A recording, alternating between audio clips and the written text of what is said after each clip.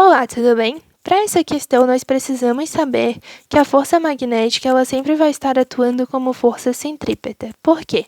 Inicialmente, esse campo aqui ele sempre vai estar entrando no plano, tudo bem? Então, aqui, sempre entrando no plano. Inicialmente, a nossa velocidade ela é aqui horizontal para a direita, tudo bem? Mas nem sempre ela vai ser assim. Vamos calcular qual vai ser a força magnética nesse caso, tudo bem? Nós temos uma carga negativa, então a força magnética é oposta à palma, né? Se você fizer a regra do tapa, ou vai ser oposta ao cededão se você fizer a regra da mão esquerda. Então, ó, campo entrando, dedão aqui para a direita, que é da velocidade aqui dessa carga, e a gente tem que a força magnética, que seria para cá, passa a ser para cá, né? Passa a ser para as costas da sua mão aqui para baixo. Pela regra da mão esquerda, campo aqui entrando, velocidade aqui para cá, a força deveria ser para cima, né? Ó, entrando para cá, força deveria ser para cima, passa a ser para baixo. E essa velocidade aqui, conforme a força vai atuando, ela vai modificando, ela vai ficando aqui, ó, sempre como se a força fosse puxando ela para baixo, e mesmo assim ela continuasse indo para a direita, então ela vai ficando inclinadinha, até que chega um momento em que essa velocidade fica totalmente para baixo, tudo bem? Aí nesse momento você faz novamente a regra da mão esquerda aqui, você vai ver que campo aqui para baixo, a força magnética deveria ser para a direita, está para a esquerda.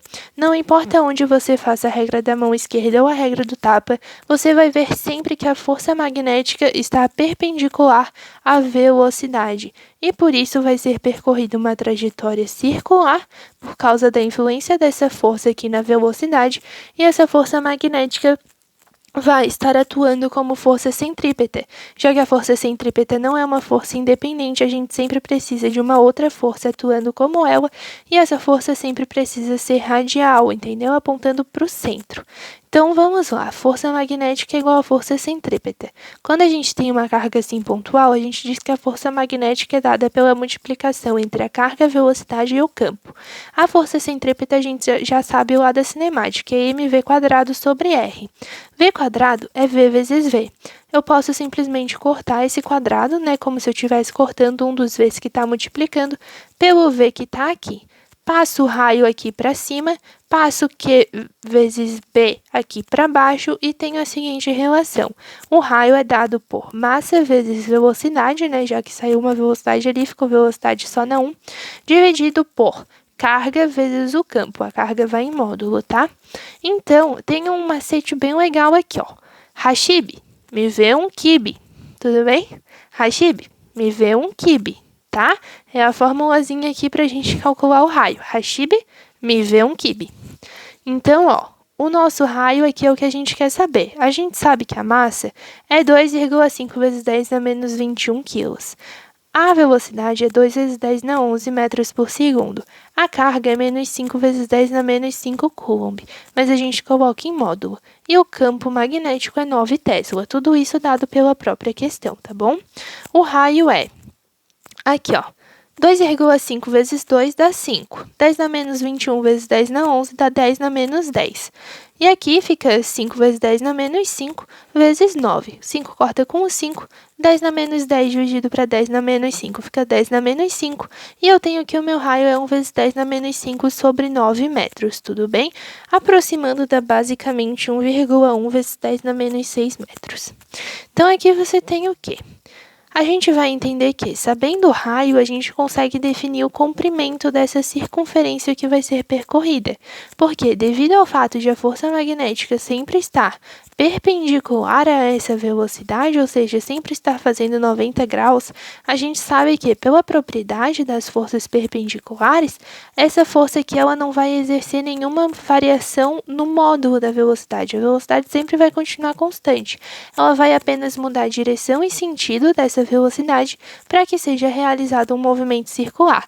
Então, é como se a carga ficasse infinitamente assim, fazendo voltinhas dentro da região de campo, se essa região de campo for suficientemente grande, tudo bem?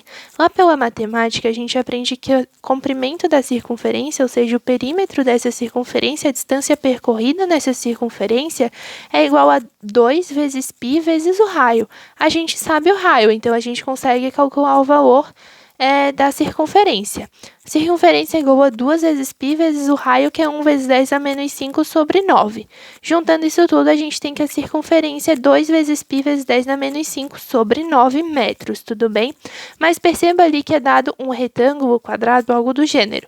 Mas a gente sabe que do ponto em que ele entrou até o ponto em que ele saiu dessa região de campo magnético, existem 90 graus, porque se é um retângulo ou quadrado, os ângulos laterais aqui são 90 graus.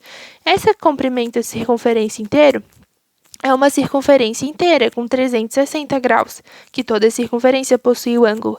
Então, eu venho aqui e faço uma regra de 3, 360 graus, 2π 10 na menos 5 sobre 9, que é o raio, para 90 graus, eu tenho aqui um comprimento x que eu quero descobrir qual vai ser essa distância aqui percorrida, tudo bem?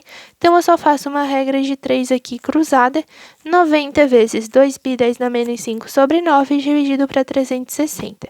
Isso tudo dá uma distância de π 10 na menos 5 sobre 18 metros. Essa vai ser a distância percorrida.